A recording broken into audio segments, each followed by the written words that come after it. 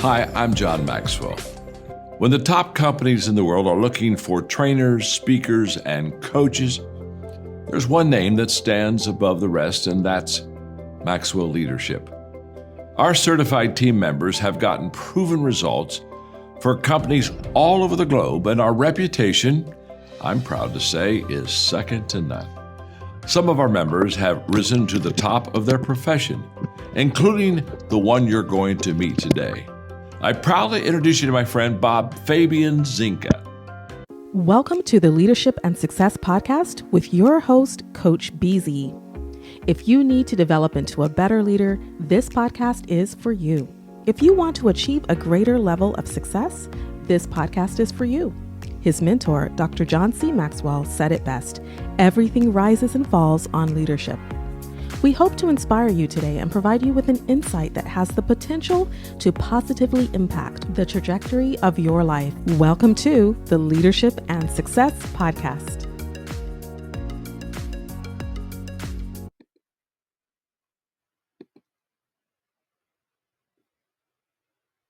What if your next keynote speaker could bridge the worlds of national defense, Silicon Valley innovation, and global leadership?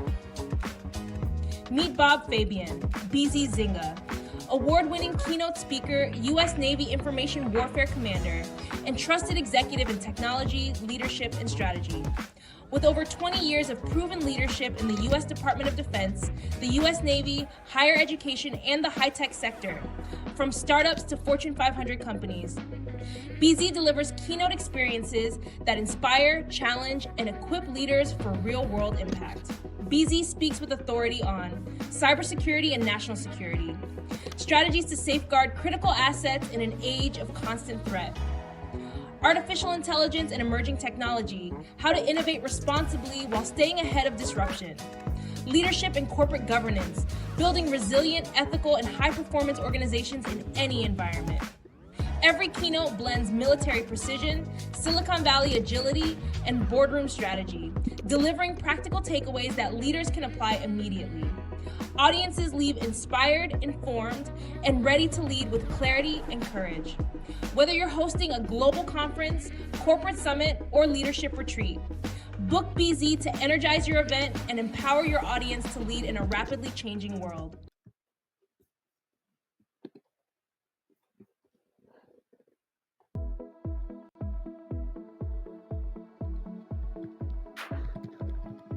From NASDAQ's market site, I'm your host, Christina Ayanian. And joining me today is founder and CEO of Global Data Innovation, Dominique Shelton Leipzig. Dominique, thank you for joining us. Welcome to NASDAQ. Hi, Christina. Great to see you. Great to see you too. Now, you are an internationally recognized attorney advising clients on cybersecurity, AI, and digital innovation. What are some of the top trends that you're seeing in this space across the board? So the biggest trend I'm seeing is the adoption of AI. And this is exciting. It's going to bring 7 trillion to 10 trillion to our global economy. So this is outstanding if the proper governance is in place to be able to ensure those results. So I'm excited to get information into our leaders' hands about how to do that. Going off of that point, what is the mission of Global Data Innovation? So our mission is to really be the destination for leaders, CEOs, board members, to maximize opportunity with data, to reach exponential growth, but block and tackle and avoid being the headlines that we see in a negative way.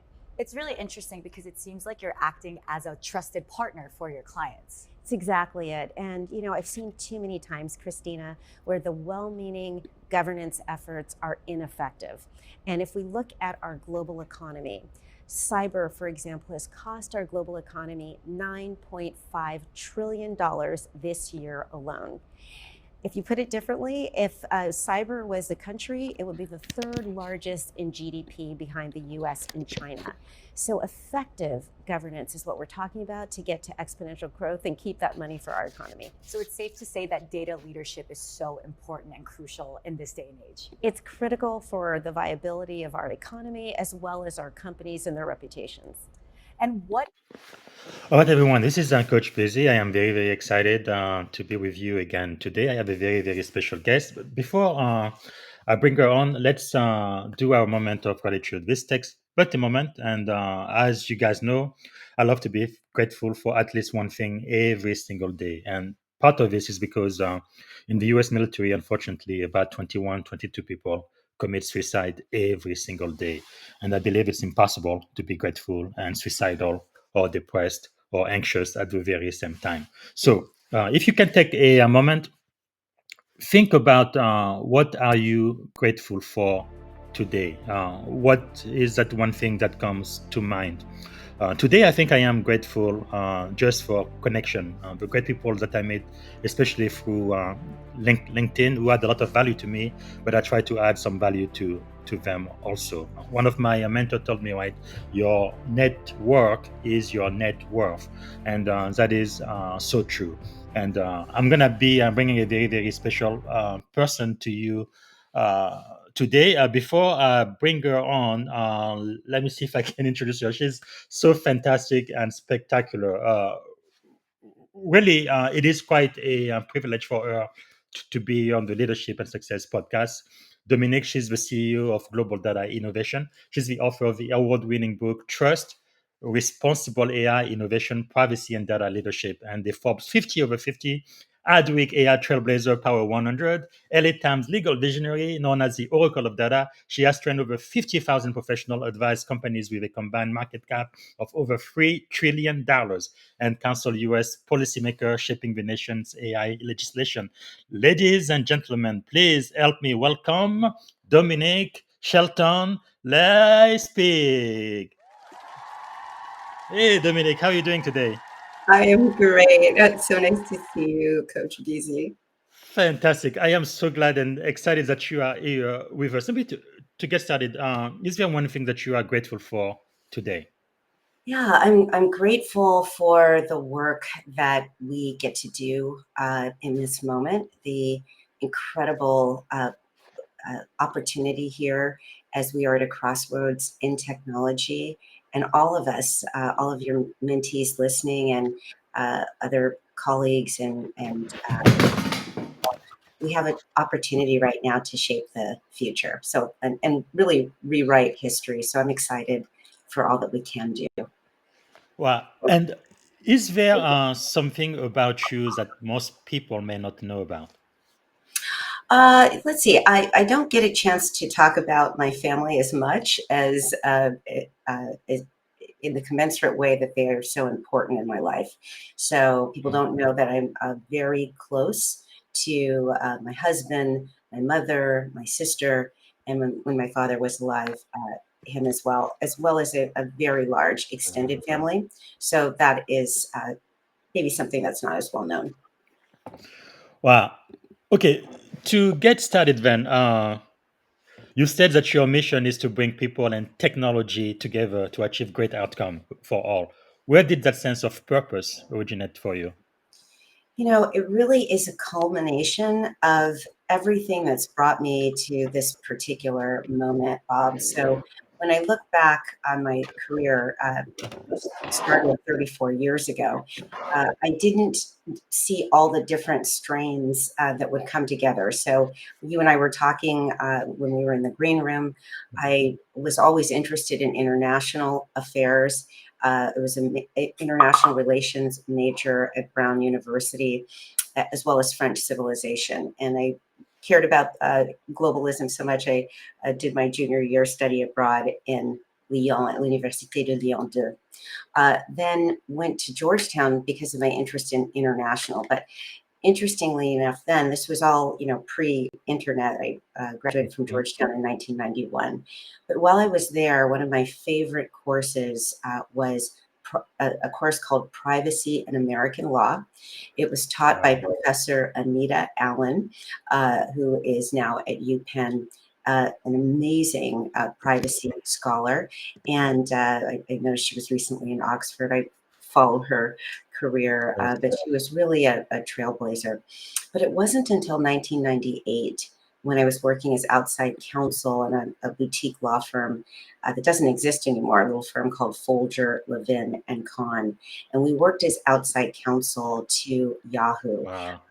One of the former associates at the firm had gone over to Yahoo. And that firm, which had just 70 attorneys, uh, including partners and associates, so we were tiny, but our outsized role in terms of helping the company navigate what was then a new strain of litigation and investigations that centered around privacy after the acquisition of GeoCities. So by Yahoo. So that whole trajectory, and I stayed at that firm for 10 years until almost 10 years until 2007. But the introduction to privacy in the late 90s, early 2000s, as working as outside counsel for this tech company, that was my first introduction through the litigation lens, primarily of representing clients in this. And then I spent 22 years litigating these types of cases, privacy, cyber. And then towards the end of my time in big law, I spent 12 years after that, right around 2014, mostly advising companies on how to avoid these issues. And then in 2019, I represented the CEO of the California Chamber of Commerce in the negotiations around the business-friendly terms in the California Consumer Privacy Act. So really that's where I realized our CEO and board community need our support.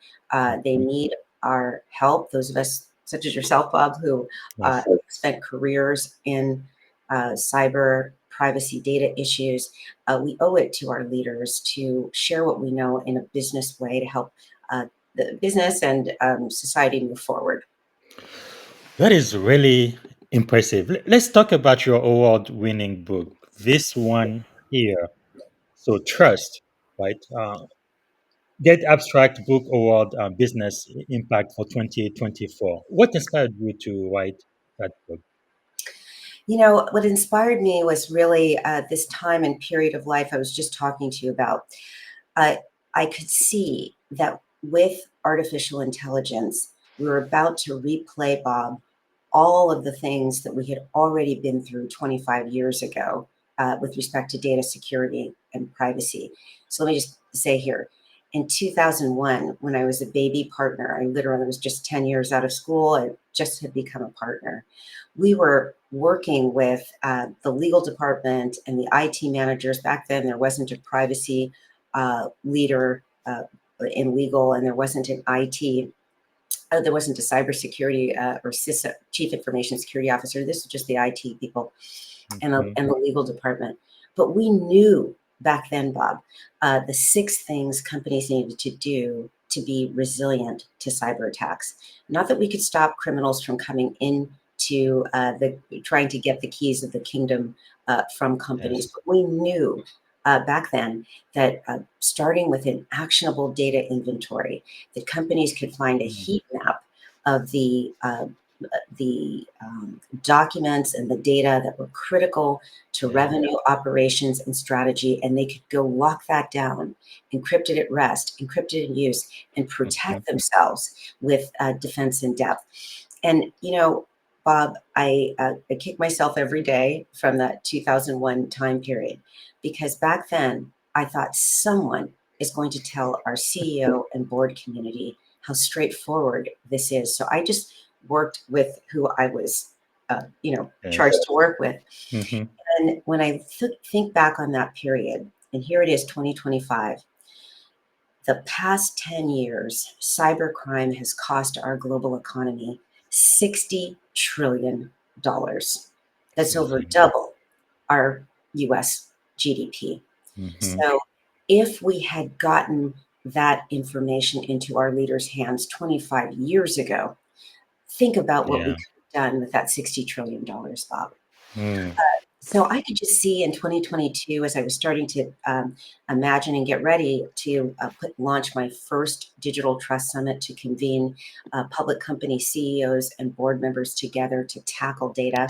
And we were going to talk about enterprise use of AI. And as I was planning that in the summer of 2022, in the fall of 2022, I could see the same patterns again coming up around generative AI. There was a paralysis in terms of governance. What should we do?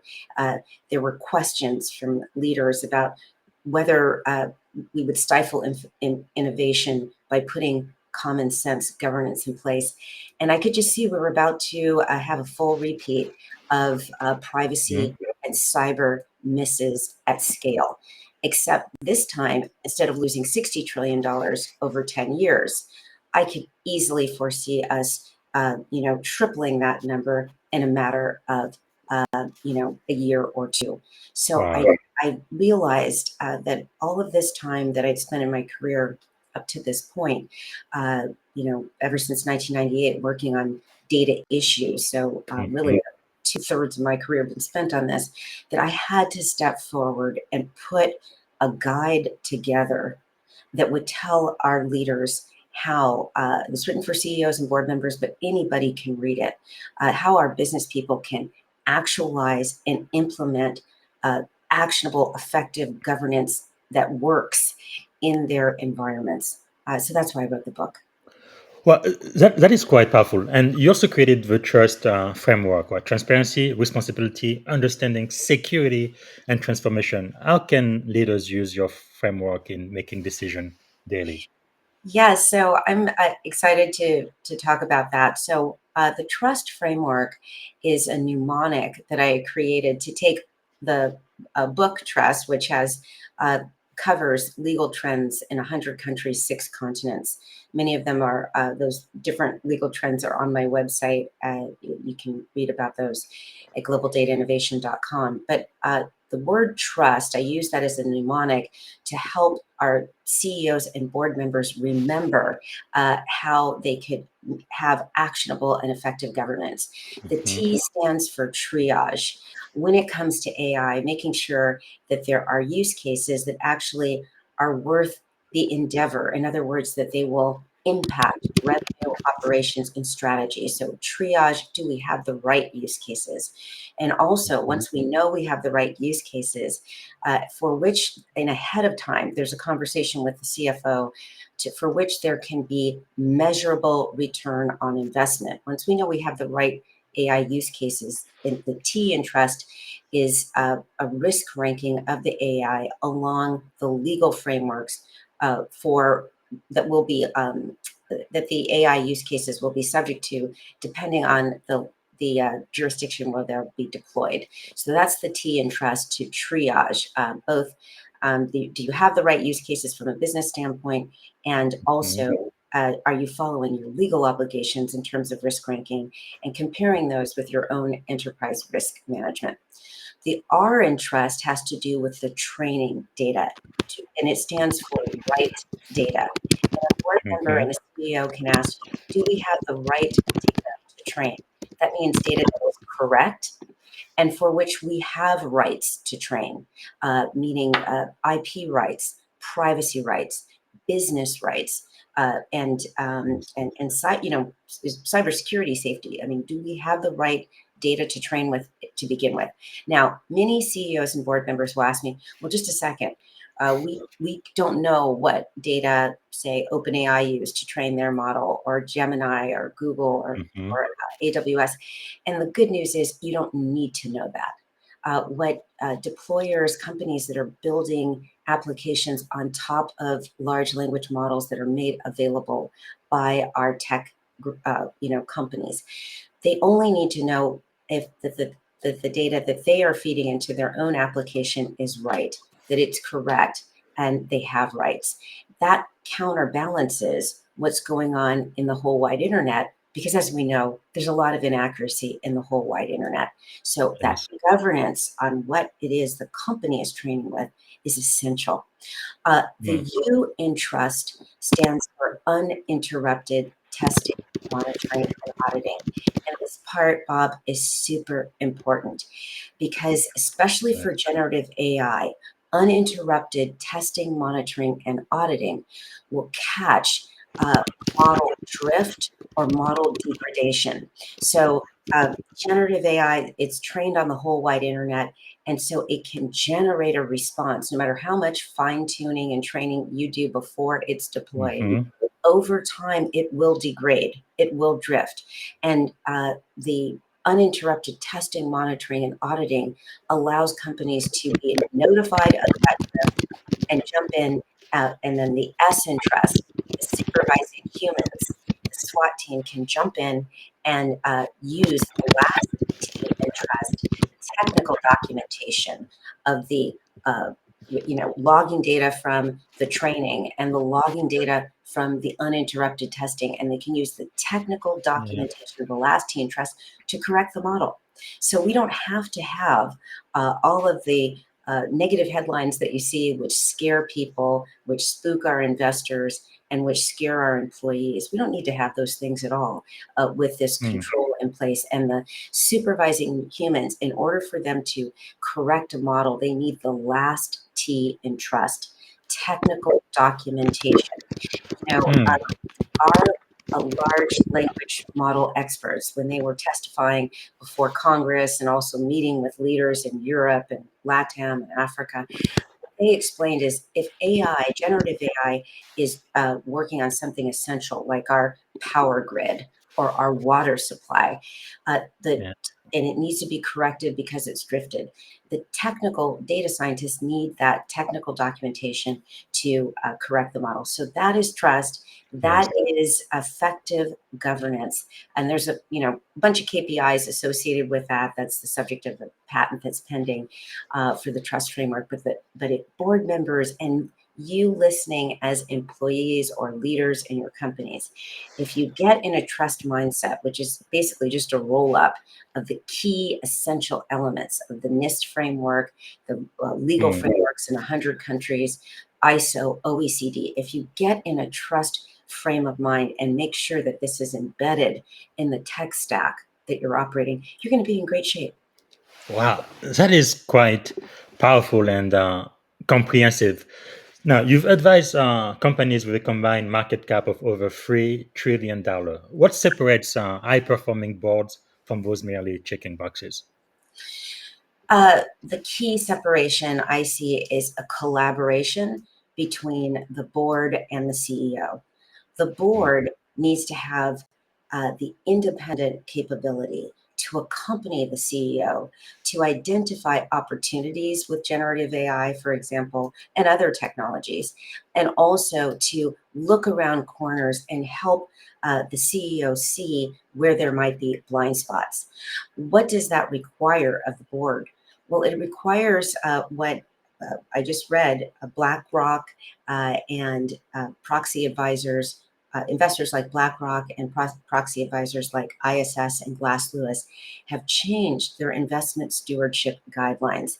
And they're calling for the same thing. They're calling for disclosures about how the board stays fluent in generative AI, how the board demonstrates digital literacy, what training the board gets on a regular basis to oversee and exercise oversight over generative AI.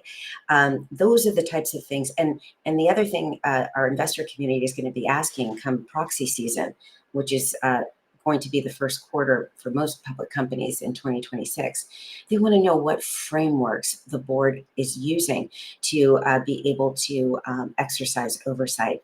They don't want the boards to just be dependent on what the management reports, because unfortunately, we've seen some of the statistics from August where MIT reported that 95% of generative AI deployments by companies these days are failing. So with that, it's not sufficient for board members to just rely on reports from management in light of these MIT reports that spooked our markets and tanked our stock market in August. Investors are going to be looking for the board to show that they have they have that capability.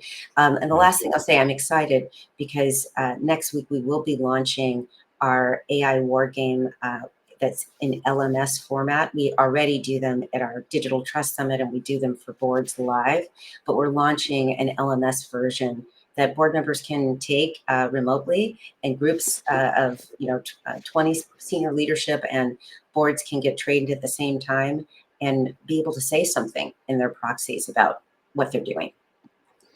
Well, that is really powerful. And by the way, I have your LinkedIn URL below for people to follow you and reach out to you.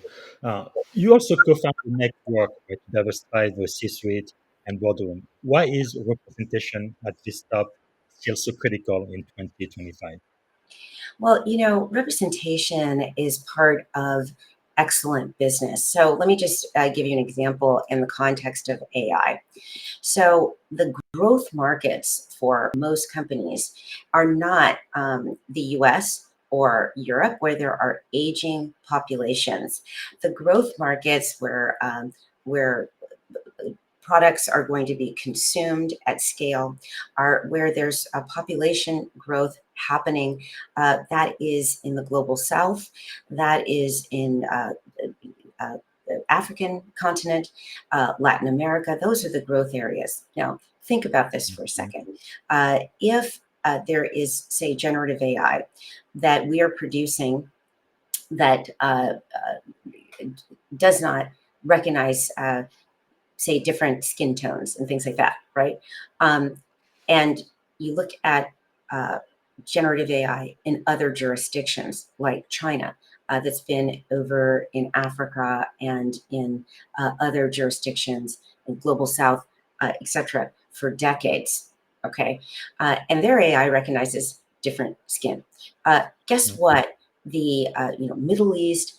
Uh, um, Africa, LATAM, Asia, guess what product is more likely to uh, garner adoption, Yeah. sell in a jurisdiction? So that's just common sense, a lot of it, but it's the importance of having excellence in a boardroom at the C-suite level as a CEO. That's important, and it involves everything that those leaders bring to the table, which involves a Yes. worldview, and that worldview often will just be um, impacted by who you are. I know the things that I see in technology just come very instinctively, and I'm sure other people, your view, Bob, is unique to you, and that's why it's so important to have a plethora of voices around the leadership table to be able to identify, spot, mitigate, and excel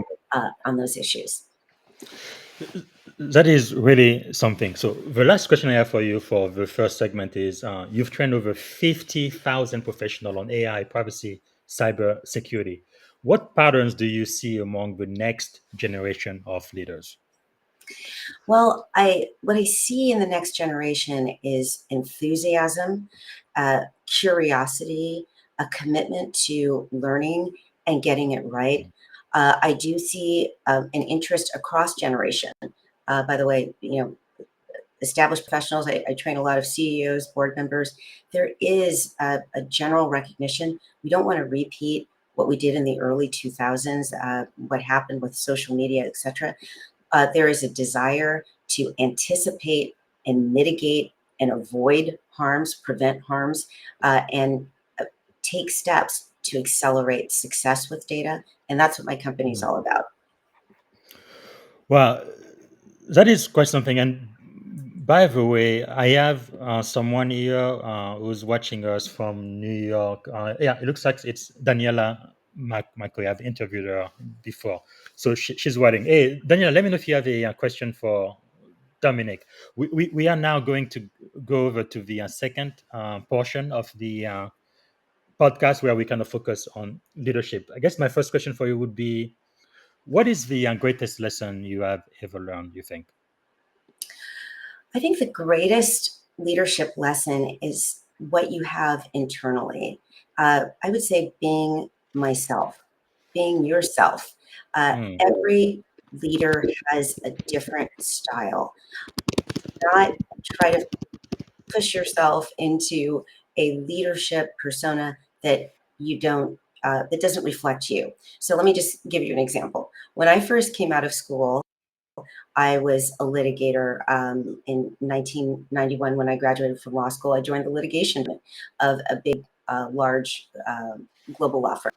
And mm, I, back at that time, litigators, a lot of them were mostly men former football players, super tall. And I remember coming in to the department and really nobody looked like me at all. And, the style there was to be like very pugnacious, get into the courtroom. And, prior to getting into the courtroom, letting the other side have it and, expletives and so forth. And that just wasn't my style, right? And so I had to embrace my style, which was to educate more than yell or posture. That Yes. wasn't ever uh, something I was comfortable with.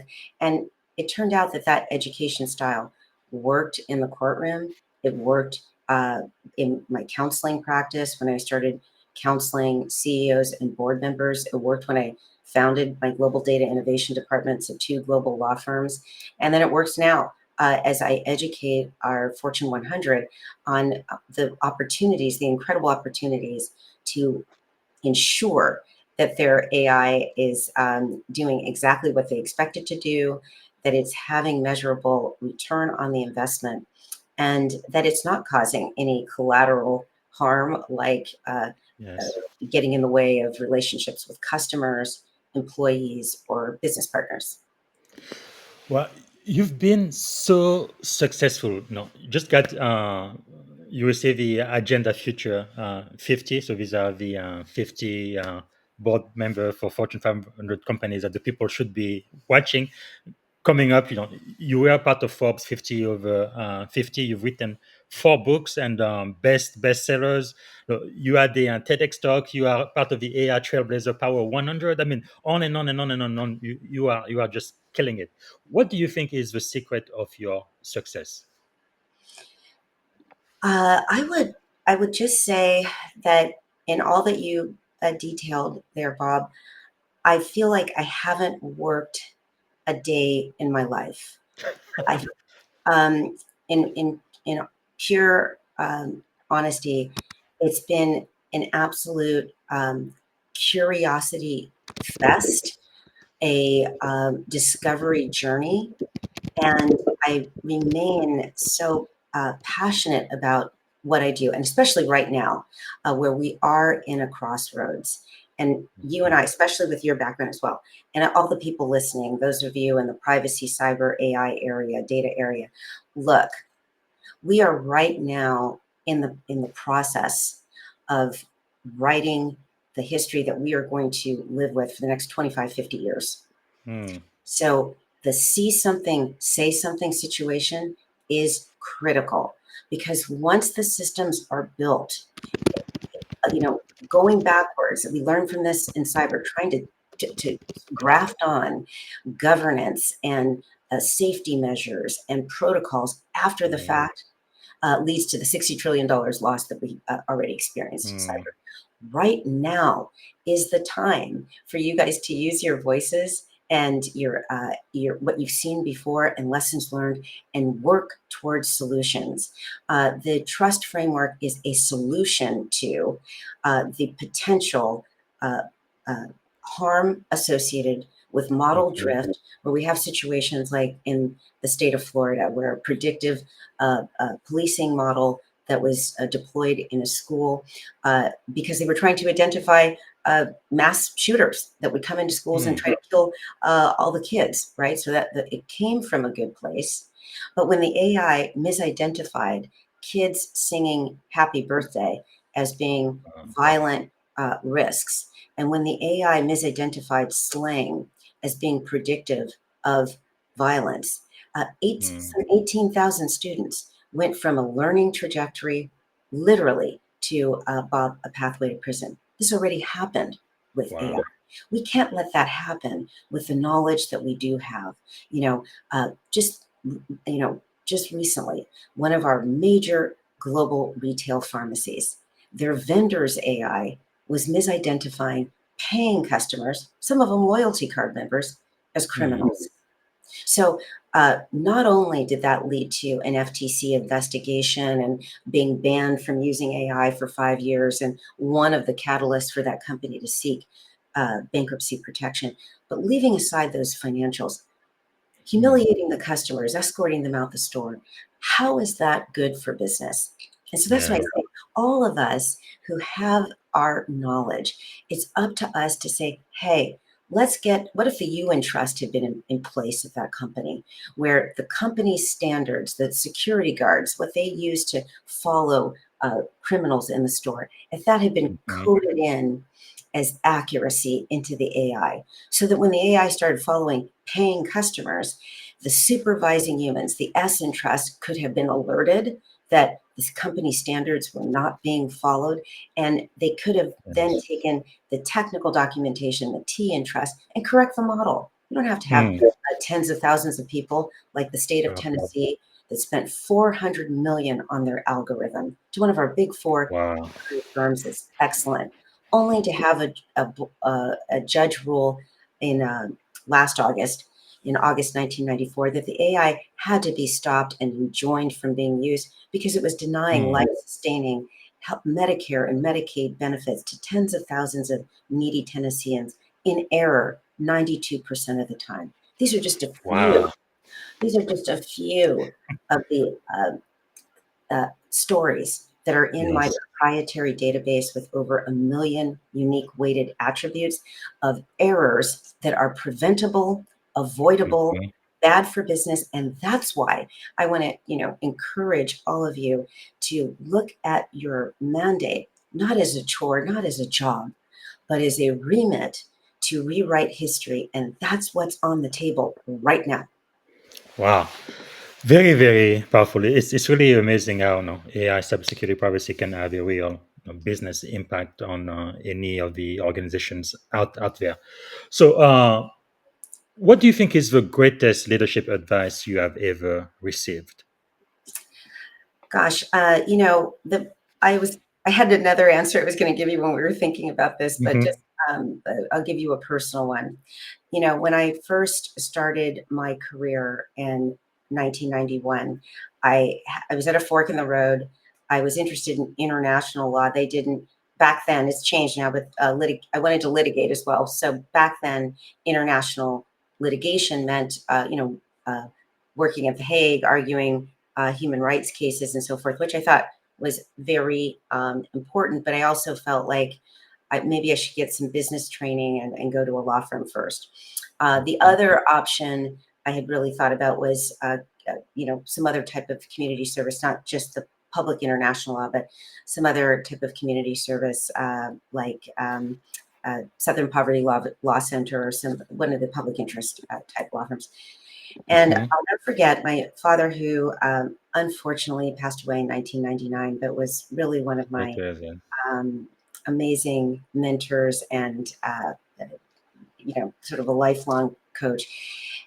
He said to me, he said, Dominique, look, sometimes the most radical thing and unconventional thing you can do is go work in corporate America. And I still believe that. The opportunity to impact billions of people's lives, which is the level that I operate in now. I really don't want to work on projects unless it has the opportunity to impact billions of people's lives. And that Mm. happens through the corporate work. Being able to talk to a CEO and help shape their thinking around Yes. trust so that it can be implemented and not only just save jobs and lives of the people that the CEO is responsible for, but also their customers and the investors in our global economy as well. So Yes. I think it's so. I think that's the best advice, was to maybe go someplace where there's less people that look like you, so that you can Hmm. have the impact that your point of view could bring. Wow. Quite powerful. Okay, as a leader, what are you learning right now? I know leaders are learners. Yeah, I am learning right now, spending a lot of time studying what our CEO and board community need to get to a place of rapid acceleration in their ability to oversee data. And that means right now AI, right? Yes. So I'm really a study. It's like basically like I'm in the lab all the time, testing, thinking about what ways that we can up-level our CEO and board community that are non-technical leaders. Not talking about the ones that are already technical from the tech companies that understand everything, but I'm talking about the CEO that comes from an MBA background, or the CEO that comes from a chief marketing office background, or a HR background, that's leading the company, leading a public company, and is in charge of setting strategy for generative AI. Right. And setting the tone. How do we support that leader and surround that leader with the support, the information, the business structure to be able to deploy at scale without waking up like the CEO of McDonald's had to with, suddenly their vendors' AI they were using for resumes and applications has a AI fueled breach, and 64 million resumes are exposed. Yes. Fortunately, that was by a white hat, but still, we don't want our leaders to have to wake up with a shock value. As the CEO of one of our big logistics companies in the UK did, when the name of her company was trending on X because the chatbot suddenly started cursing out customers Oh my and goodness. criticizing the company. We don't need these. Yes. These shock things do not need to happen. We need to regularize this. So I think a lot about how to make tech, translate tech into the enterprise business issue that it is. Our investors are calling for our leaders to, like BlackRock, ISS, Glass Lewis, they're calling for our leaders to use a framework to lead in AI. And that's why I came up with the trust framework, so that they can slip into that and assume their leadership, strength, power. And also, it's going to be great for society when things are accurate. Absolutely. We're going to come back to it, but everybody needs to absolutely get a copy of this award-winning book, Trust. All right. And let me ask you this. So we know all about your successes. I love this one. On one side it says success, but on the other side it says failure. And you have so many successes, but I'm sure you've had to go through failure at times to get to where you are now. So how has failure shaped your life? Failure is an integral part of growth. Look, I have so many failures that I can, for every award that you read, there might be 10 failures that happened along the way for each one of them. And there's been really honored to have 39 awards over my 34-year career. But you could have 10 failures for each one of those. Okay. So you won't succeed in anything if you don't try. And being comfortable and sitting in what didn't work, so that you can then just be better, stronger the next time. I will also say that things that I thought were terrible failures at the time, when I look back on it today, strengthen me in ways that I wouldn't be the professional that I am today had I not had those failures. So I would just say there's so many that happen along the way.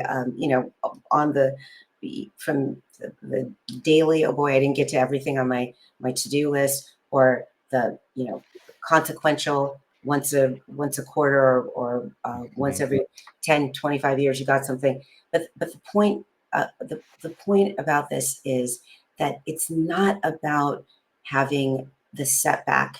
It's about reviewing it and learning from it, and then strengthening that part of yourself, whether it's professionally or personally, to move forward. Because I do believe, Bob, I mean, you talked about gratitude, and something we are grateful for this morning. And I think that's a wonderful way to start, because we are here to do. I believe very strongly that I'm here to perform the purpose of what I'm doing right now, using my technical skills, my governance skills, my communication skills, my aptitude to bring different strains together for solution driving results. I'm here to be doing exactly what I'm doing right now. And we all have different reasons that we are here to do things. And I want to encourage everyone to find what those are. And then the failures along the way, just fold those in so that you can keep pushing towards what you're meant to be doing and then do Wow. it. Powerful. Who are some of the people who have impacted you, mentors, thought leaders, people that you follow, that we should follow as well? Yeah, so I gave you some suggestions of let me just back up on people to follow. I think Isabel Busquet at Wall Street Journal has been doing some really great writing about trends, what's going on in the companies. I think that is a great resource. I also think it's great to take a step back from the day-to-day to get into some of the novels. I like Yuval Noah Harari. I also mentioned some Murakami and some other books that I think people should read. I also think the podcast, The Circuit, is a great one to listen to. She actually interviews a number of CEOs and many of the CEOs in Silicon Valley, which I still feel like Silicon Valley is sort of the tech hub. So Emily Chang, yes, really love her. And then, in terms of mentors that have shaped me, many of them are actually not tech leaders. I would start with my parents. Those were really my strongest mentors, and my mother still is. Well, my dad was, and my mom and dad were.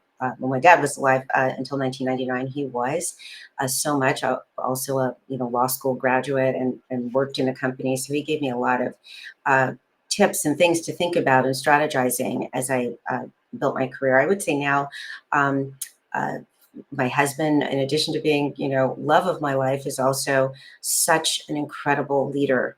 And I've learned so much from him. And I do see him as a mentor as well in terms of, what Adam has, the millions, if not billions of people's lives that he's actually impacted through his work as a producer and Wow. his books. So yeah, I would say those personal mentors have been the ones most important. Powerful. And if you could have dinner with three people, it could be alive, dead, or mythical figure, who would you choose and why? Yeah, I mean, I would say Christine Lagarde. I just think, as the president of the European Bank, um, her leadership, also her trajectory, starting out as an attorney and in big law, and then all that she is now leading and now getting into digital currency. She's talked about for Europe, an incredible leader. So I would love to have her at the table. I think it would be really great to also have a leader like Martin Luther King at the Mhm. table, Mahatma Gandhi, people who have lived, incredible struggle, but been able to Yes. move, uh, move legions of people towards a common goal. And I think they're interesting because right now in technology, we need to move all of our, not just CEO and board community that I focus on, but also our employees, the most junior person in the company. We need to move them in a trust mindset so that we have generative AI technology that works for us, not against us, that works for our companies, Mm. not costing $60 trillion like what we had with cyber. So I'm excited for the moment to have those conversations. And then, I think it would just be really super fascinating to speak to one of our, tech leaders. I think the tech leader that I think would be great to have at dinner is Daniela Modi, who's Mhm. one of the founders of Anthropic. I know she's talked a lot about the importance of trust and transparency, and having her at the table, bringing that technical component would be like that'd be a perfect dinner. Wow. Fantastic. So let's talk about books that you will recommend. Before we do, again, I want everybody to get a copy of Trust. Absolutely. And I know you would recommend I think this was your third book, Transform, that has a pre-tangible asset for a post-data world. And then you also have two editions of the book that is not on Amazon. You have to go to the IAPP to get it. Implementing the CCPA, a guide for global businesses. So, in addition to your own book, which other books would you recommend? Yeah, I love the book I told you we were talking about earlier, Leave the World Behind. I think Yeah. that book really goes a long way for us to kind of reimagine society, reimagine what can happen when we don't pay attention to the kind of trust framework that I'm talking about. So Mhm. that is where things could go. I love Yuval Noah Harari, his Nexus book, which is really like sort of, Sapiens, of course, was amazing. But this Nexus book really is talking about artificial intelligence.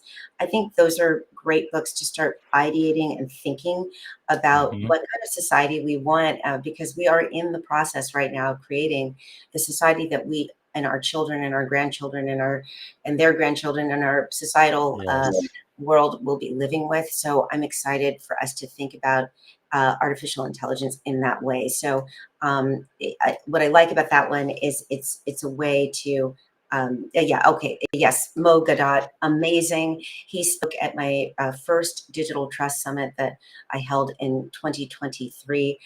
Just a visionary leader, coming Amazing. from the standpoint of training so much of the generative AI back at Google back in the day. Now he has a happiness Yeah. project, but this is a great way to start thinking about habitating with our AI and Mhm. thinking about it as actually how we're going to live. Okay, yeah, Haruki Murakami. This book, my husband actually gave me back when we were dating. It's this double vision, sort of blurring of the one side of the world as which side is reality, like the moon world or the world that we're in. So I just love that that duality, and also dealing with stepping into different time zones, and there Wow. are all these different science fiction Yes. theories that we're living in multiple different we're living in multiple different realities. Wow. So love that book. That's something. And the book you mentioned, Leave the World Behind, there is also a Netflix movie of the same book. Yeah, also recommend it, and I recommend reading the book first, then watching the movie. This was actually from President Obama's production company and Michelle Hmm. Obama. But I love when I read the book, and then I found that there was a film on it. I was really excited to watch the film. And Wow. I think you need to read the book to be able to understand all the nuances in the film, but the film is Yes. amazing. And there is also one other movie you recommend. Matrix. Yes. This goes into everything we were talking about, not Yes. just the technology, but what we believe about what we can do with our own brains, our own intention. And I'm really encouraging everybody listening, Hmm.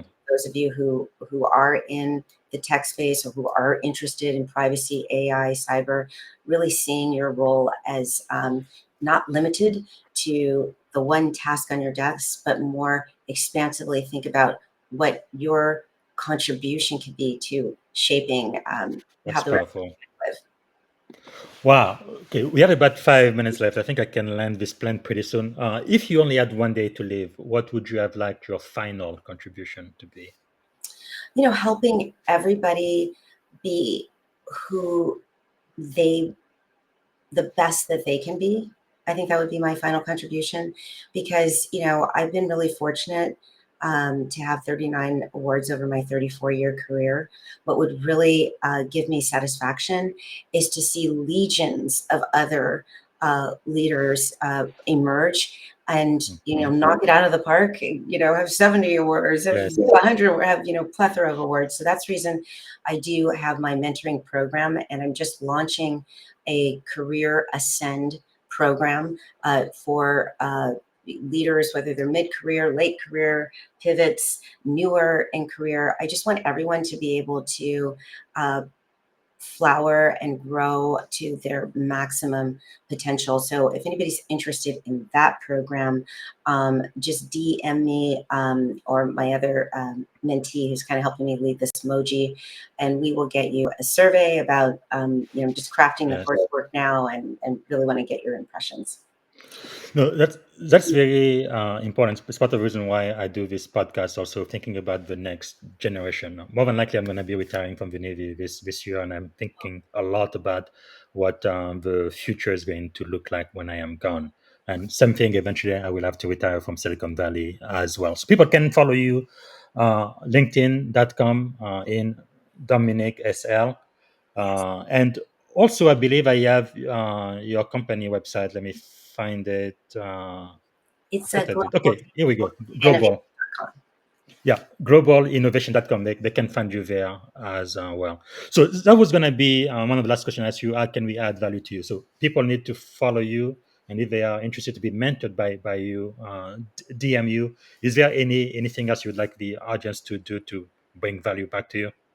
Yeah, I put a lot of free things on my website at globaldatainnovation.com. There are the frameworks for both the trust framework we talked about, but the cyber framework, pretty soon in California, privacy cyber impact assessments are going to be required to show reasonable security. So I have a framework there. And yeah, just stay connected if you're interested in these issues. And certainly, thank you, Bob, for all you are doing with the Coach BC podcast and your leadership in the Navy and with cyber and all the education you're doing with your speaking. It's really incredible. Okay, we have a couple of minutes left. So let me ask you, is there a question I should have asked you that I haven't asked yet? I guess I have a question for you. Okay. What made you decide, with all that you have accomplished, with your cyber background in the Navy, speaking and impacting so many leaders and corporations with your leadership, what made you decide to have the, I guess, humility to bring other leaders and amplify their leadership on your podcast? Well, I think it's very similar to what you are doing with your mentorship program. I think about 5 years ago, I realized I will not be here forever. Right? I truly stand on the shoulders of giant. Like for example, in the U.S. This book I love. I need to write an article about this. The Golden 13. This wasn't too long ago. This was only in 1943. My father was born there. That's when the very first black officer were allowed to get a commission in the Navy. That's not a long time ago. It's Oh my pretty gosh. Yes. recent. So, like you said, representation does matter. And there are people I'm sure you see his picture up there, Colin Powell, way Yeah. up here. One of my big heroes. It really makes a big difference when you see a four-star general who looks just like you. And then that makes you say, okay, it's a possibility. Because when I joined the Navy, I was at the very bottom, E1 Yeah. enlisted. That was the lowest rank in the Navy. I went from that to now becoming a senior officer, a commander '05. But one of my inspiration was General, the late General Colin Powell. So basically, what I'm trying to do is that's also why I volunteer in a couple of nonprofit boards to try to diversify cyber security. I came to Silicon Valley about 11, 12 years ago, and still, it was mostly white, tech area. So now I'm seeing more and more female, which is good. We definitely need to see more people of color at the highest level, right, at the C-suite and board. So yeah, but basically it is a way for me to give back, and I really love to amplify the work of people like you. I think the work you do is very important, and you also happen to be a woman and a person of color, but people need to know about all of the great things that you are doing. So that's really why I am doing this. All right. So you've taken my time. Can you give me a couple more minutes? We are almost ending this. So probably the most important question I'm going to ask you for this entire podcast. This is really the reason why you are here. If you could go back and give a piece of advice to your 17-year-old self, standing at the edge of the incredible career you've had, what would you say to 17-year-old Dominic? everything is going to work out. Wow. I would say do not sweat the small stuff, and even big stuff seem like the biggest thing, and then literally in the rearview mirror it becomes small. So really just focusing on the future. Wow, that is very, very powerful. And one reason why I think it's the most important question in the podcast, and why I say 17 years old, because that's how old I was when I came to the US. I had a lot of dreams, but I had no idea how I'm going to be able to accomplish all of those things. So thank you for that. Okay, then really, really quickly, don't take too much time to answer. What is one word that defines great leadership? Compassion. Compassion. Okay. Morning routine or practice that keeps you grounded. I like to meditate in the morning. I just do a little thinking. Meditation. Okay, next. Book or quote that changed your life. Gosh, let's see. Love in the Time of Cholera. Yeah. Very good. And who inspires you most days? I say my family. Very good. And then finish the sentence. Leadership is Forward looking. very good. Okay, what did you want to do when you were a kid? Oh, I wanted to be a lawyer. That's exactly who you are. Oh, bravo. Okay, 3 adjective describing you as a child. I would say talkative, curious, and always trying to really find solutions so that everything was a win-win. And I'm like that today. As an adult? Really the same. I'm always looking for Excellent. solutions. Yeah. All right, this is the very, very last question. What is one word that represents our shared experience together on this podcast today? Marvelous. Thank you so much. I'm so grateful you've been our teacher today, Dominique. I'm really glad for everything you've been able to accomplish and what you're going to be accomplishing even more. Thanks so much for taking the time to speak to my audience today. Thank you. Thank you for having me, Bob. All right, everyone. That was Dominique Shelton and Leipzig, and she is just such an inspiration, and I am so glad she was able to take the time to speak to us today. And I'm going to remind you that later this week, actually tomorrow, I'm going to be speaking to Coach Darlene Drew. So you don't want to miss it. It's going to be tomorrow morning, first day, and it's going to be another outstanding episode of the Leadership and Success podcast. Okay, until then, have a wonderful day, and thanks again for watching. Bye. Bye, everybody. This is Coach Busy. Thanks for watching. Until next time, don't forget to like, comment, and share. Thank you for listening to the Leadership and Success Podcast with your host, Coach BZ. If you like what you heard, please subscribe to our channels and come back for more wisdom nuggets on how you may develop into a better leader and achieve greater levels of success. Leadership is the most critical skill. The world will always need leaders to lead others, deploy the next disruptive technology, or execute a business strategy. You may as well decide on counting yourself among the 21st century leaders. See you right here next time on the Leadership and Success Podcast with Coach BZ.